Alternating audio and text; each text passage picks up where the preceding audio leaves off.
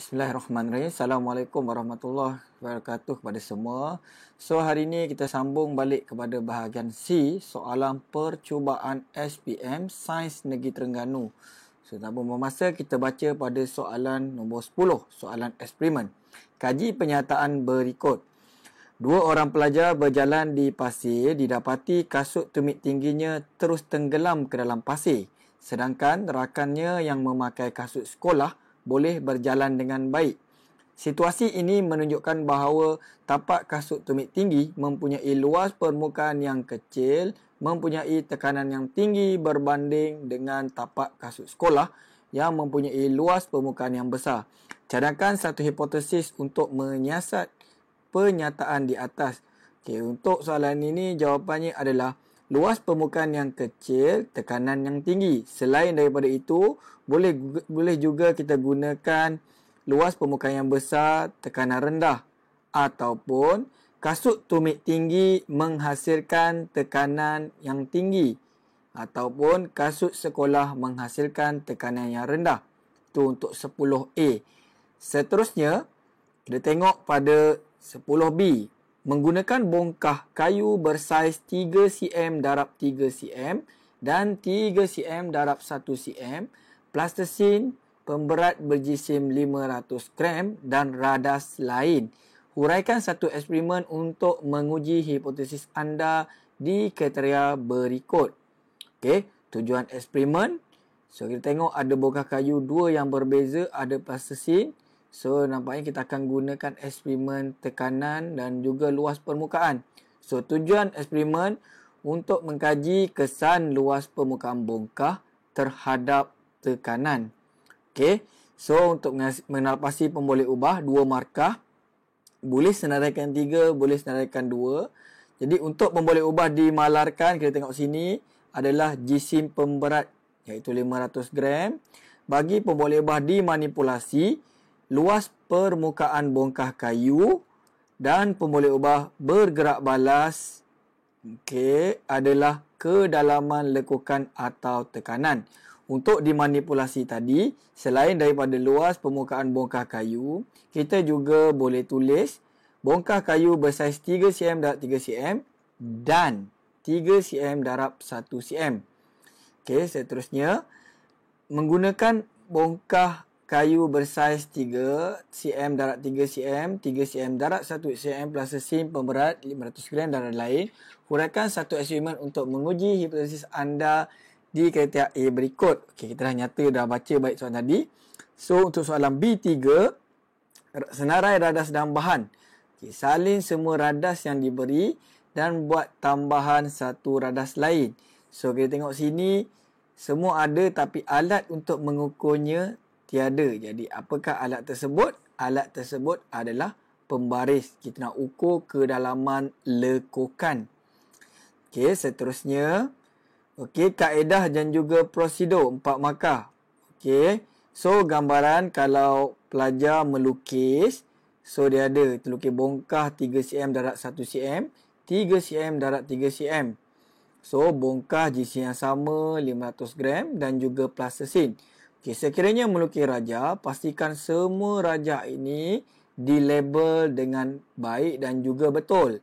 Okey, untuk kaedah ini, letak bongkah kayu bersaiz 3 cm darab 1 cm ke atas plastisin.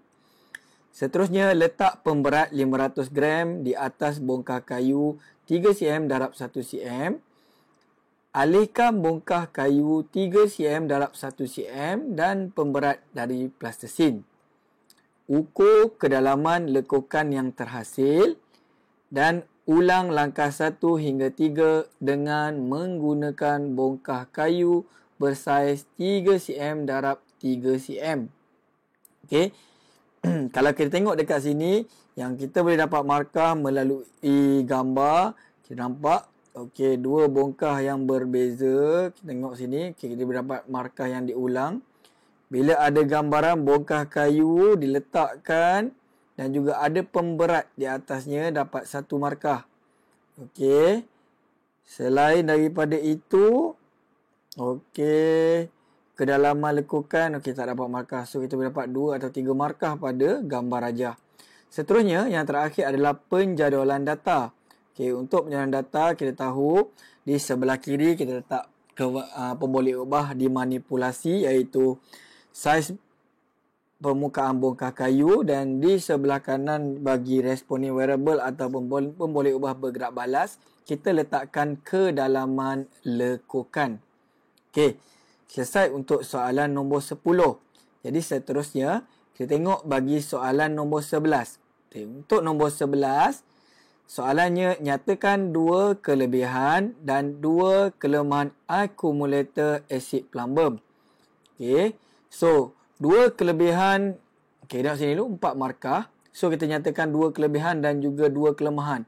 Okey, 2 kelebihan akumulator asid plumbum adalah, satunya adalah menghasilkan tenaga yang banyak. Keduanya, tahan lama, dan yang ketiga, boleh dicas semula. Okey, boleh nyatakan 2 di sini. Seterusnya, dari segi kelemahan dia, kita tengok pertama berat. Okey, yang kedua, elektrolitnya mudah tumpah, dan yang ketiga adalah mahal. Okey, untuk 11B, okey, penyelesaian masalah, seorang pelajar mendapati kunci besinya berkarat. Terangkan bagaimana pelajar ini boleh mengatasi masalahnya dengan mengaplikasikan pengetahuannya tentang proses elektrolisis. Penerangan anda hendaklah mengandungi aspek-aspek berikut. So, kunci berkarat. Okay, untuk mengelakkan daripada pengaratan berlaku, kita lakukan kaedah penyaduran. Okay, ada penyataan masalah, namakan kaedah yang digunakan dan langkah yang perlu dilakukan dalam kaedah ini. Okay. Jadi sini contoh jawapannya untuk penyataan masalah. Okey. Okey. Masalahnya sekarang ini kuncinya berkarat. So kaedah apa yang boleh digunakan untuk memastikan kunci tadi tidak berkarat? So kita guna kaedah penyaduran, 1 markah. Seterusnya, okey, langkah-langkah dalam kaedah ini. Okey, kita lukiskan.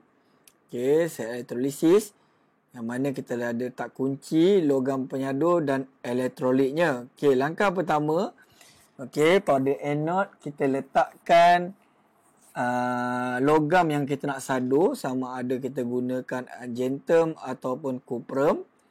Okey, so di kathod, okey, kita gunakan kunci besi. Okey, dan elektrolitnya, sekiranya kita menggunakan argentum, kita gunakan elektrolitnya argentum nitrat. Manakala sekiranya kita gunakan cuprum, elektrolitnya kita gunakan cuprum 2 sulfat. Okey. So seterusnya yang kedua, pada anode ataupun pada logam argentum dan cuprum tadi, dia akan kehilangan elektron dan akan membentuk sama ada ion argentum ataupun cuprum, bergantung kepada logam yang kita gunakan.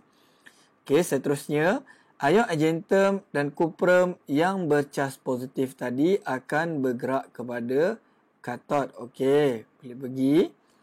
Seterusnya, di kathod, argentum atau cuprum menerima elektron dan bertukar menjadi atom ataupun logam argentum cuprum yang tulen. Seterusnya, atom argentum dan cuprum dienapkan di permukaan besi ataupun kathod. So, sekiranya cukup semua ini, maka akan dapat 4 markah. Okey, seterusnya kita pergi kepada soalan nombor 12. Okey, untuk soalan 12A, nyatakan 2 perbezaan antara lemak tepu dan lemak tak tepu dan berikan satu contoh yang sesuai bagi setiap jenis lemak tersebut. Okey, 2 perbezaan antara lemak tepu dan lemak tak tepu dan contoh yang sesuai bagi setiap lemak tersebut. Okey, untuk soalan ini, okey, so banyak jawapan dekat sini. Untuk lemak tepu, beza dengan lemak tak tepu. Lemak tepu biasanya berasal daripada haiwan, manakala lemak tak tepu biasanya berasal daripada tumbuhan. Okey, untuk lemak tepu berbentuk pepejal pada suhu bilik, manakala lemak tak tepu berbentuk cecair pada suhu bilik.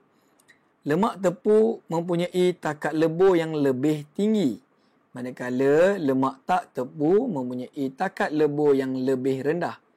Okey, untuk lemak tepu, bilangan atom hidrogen dalam molekulnya telah maksimum, yang mana atom hidrogen tidak dapat ditambahkan lagi.